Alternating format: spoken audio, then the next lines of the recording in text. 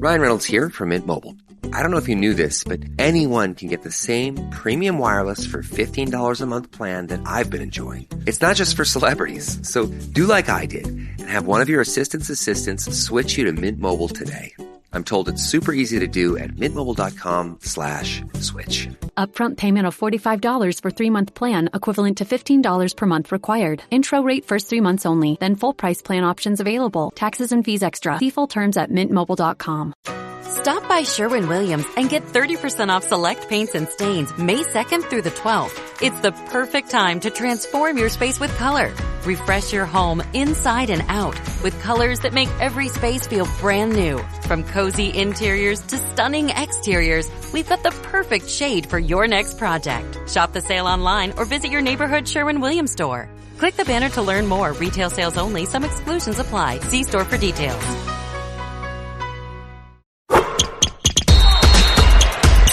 From the Fifth Quarter Studio in Madison, Wisconsin, you're listening to the Coaching Youth Hoops Podcast. They're playing basketball. Here's our hosts, Steve Collins, and Bill Flitter.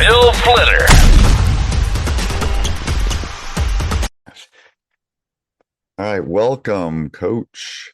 Coaching Youth Hoops. Coaches, welcome. All of you coaches out there. Pretty exciting. September. September, yeah. I know. September. We like September. Before we get fall. into talking about monitoring player development, which you all know that's what you came here to listen to because you saw it in the title. Let's give a big shout out to our sponsor, Coach. Yeah, coaches, go check out Game Changer. Go to gc.com/coaching youth hoops. They are our proud sponsor. Helps keep the lights on and the I guess the words coming out the microphone to all you guys.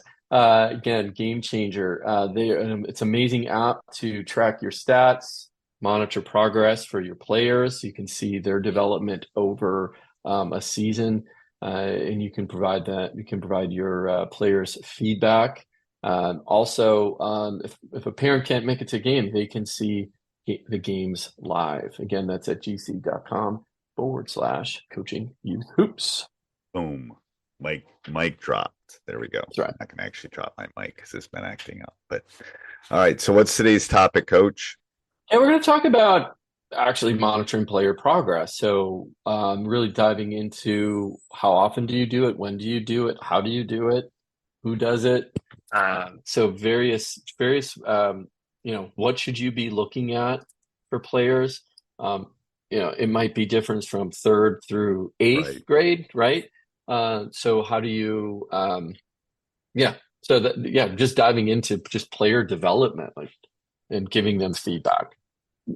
And it's different during the heat of your season probably than in preseason or at the end of your season or in the off season. I think there's different stretches to this too. So are we really probably talking about during the season? During the season. Yep. Because you want that's why you coach, right? You want your players to improve. Are they?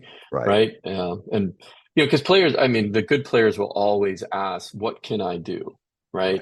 Is there something I can work on? All right. Or I always tell my players, I don't determine your playing time. You do. So what, by your improvement, by your energy and effort and practice, by your attitude.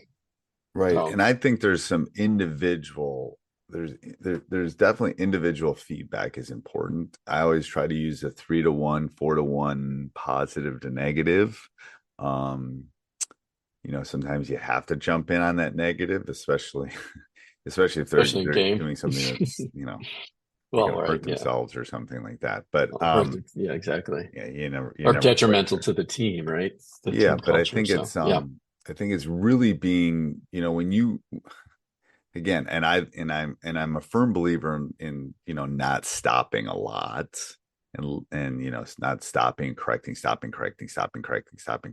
doesn't work.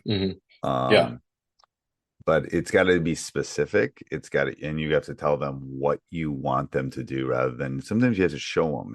And often I'll pull them out especially if I have another assistant, it's great because maybe they're doing something with their pivot foot or maybe their shot. It's like when I give them individual by themselves with me, that's the best sometimes, in my opinion. You can't always do that, especially in big groups. Right. But I think you really have to be specific on it. And even with something that's bad, I usually start with a positive. Even if it's 1-to-1, I'll do that. I usually start with a positive. Hey, I love the way that you're running on the court, but Sure. especially at the youth level, because they're really only going to hear the negative, and you got to throw some positives into that, gray matter on there a little bit, to get them to come back. What's your thoughts, Coach? Yeah, two things. So one is I try to do the sandwich technique, right, which is positive, then something that can in the middle that they can improve upon, and the last thing is something positive. So it's kind of the sandwich technique of giving feedback. That seems to work, and kids want feedback. They want to improve. It's all about your delivery, just like with anybody, right? Your spouse, your best friend, your assistant coach, doesn't matter. Right. We want to get better, and so do kids. And it's just, they're going to be more apt to accepting that feedback if you're generally positive, even if it's a negative or a negative, something that they need to do and really need to do right now, right? They're going to be definitely more open to it if they know your body of work is positive, reinforcing and encouraging. I think that's really important. Yeah, I mean, I think that's and people need to understand that facial expressions, 60% of your communication is facial expression. So you'd be saying something positive, but if you look like they just ran over your dog, it's like, it's like, exactly. And that's where game changer would come in. If you were taping practice, you could look at your facial expressions to see what it is. Look at your facial. Well, and in a previous podcast, we talked about using game changer and looking at your facial expressions during a game. It's just as important, right? That's all part of that communication and that feedback that you're giving kids. Right. In this case, we were talking about during a live game situation. But I think the other part is what's really important. And this is more of the communication piece of this is, what is the outcome you're expecting? And to make sure that's communicated. So if you didn't do that and you gave them feedback, they said, no, I did that. Or, well, I didn't know what you meant. Right. They're going to interpret whatever you say, however they want. But if it's really clear, here's the outcome I'm looking for. That could be through a demonstration before you show them how to do something. That could just really be here's my expectations of this X, whatever you're working on at the time. And then also that the feedback part of this is setting those expectations up front. So when you do give them feedback, they know exactly, oh yeah, I deserve that because, the expectations were set up front. If that's through your culture, whatever you're doing, they violate something, right? That, hey, when coach is talking, we hold the balls, right? Right. No dribbling while coach is talking. Right. We're locked in. We're standing here. We're doing this. Yes. I think some of those clear and precise expectations can encourage a lot, I think. And really what we're talking about here is that individual quick feedback. What about, do you do it multiple times per year where you're just kind of where it's more planned? It's more, hey, I'm going to sit down with each kid today for 5 minutes and give them, their stats from Game Changer, right? Here's your rebounding, here's your X, here's your Y. Hey, this is how you compare to the other team without giving out names in that comparison, but this is the percentile you're in, and Again, age appropriate on all of this stuff. I just want to reiterate that, right? Right. What you say to a third grader and maybe the info you give there is a lot different than an eighth grader, right? Right. Or in your case, the high school kids too. So, but how often would you suggest more, I'll call it more formal, we'll call it more formal sit down sessions? Yeah. How do I format them? Yeah. How do you feel about it at the youth level? I mean, we doing that I once think a they're year, good. twice a I year, would definitely mid-year? think more middle school than elementary school for sure. For sure. Yeah. The So later fifth grade. Yeah, I wouldn't know if I Sixth would do grade. it before fifth, but it's definitely sixth Mm-hmm. on. I think they can Mm-hmm. have that conversation with you a little bit more, and you can, I would have a handout. I would have something concrete. So Jack or Jane or Deshaun or whatever, don't go home and say, Dad, my basketball coach says I'm horrible and I can't dribble. Well, that's not actually what I said. And then Right. the handout's always a good fallback on that.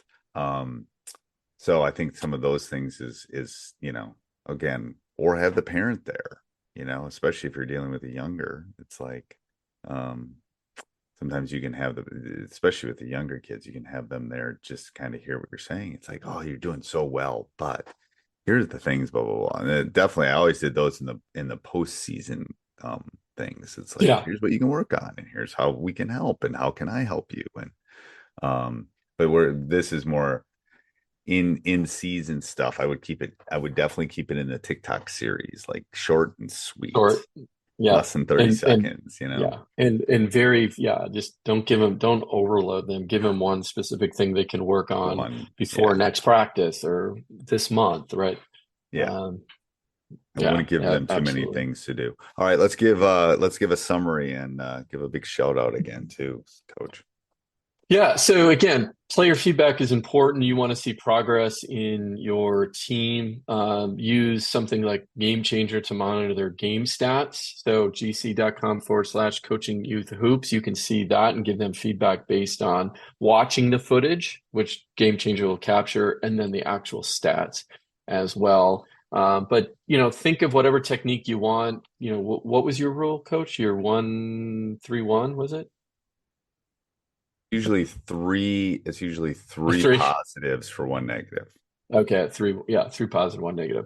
And I use the sandwich technique. You start with the positive in the middle. There's some, criticism, or criticism's not the right word, but you get some feedback, that things they need to improve on. Usually if I try to do 3-1, I'm usually 1-1 or 2-1, it's like sometimes forget, but we're not perfect, but you just got to think of, if you're thinking about it, I think it helps a little bit.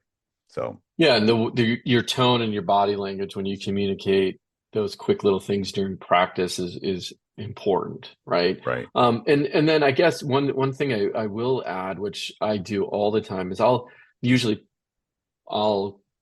pick one person to practice to after practice, as they're kind of just walking out, hey, you got 2 seconds? I just want to tell you something, right?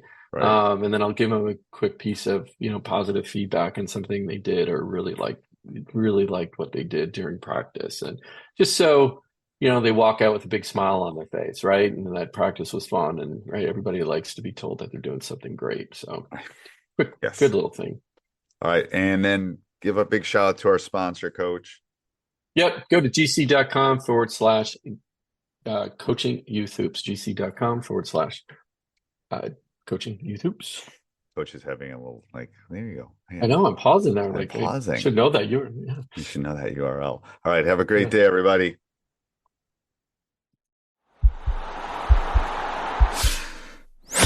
This podcast is part of the Sports Social Podcast Network.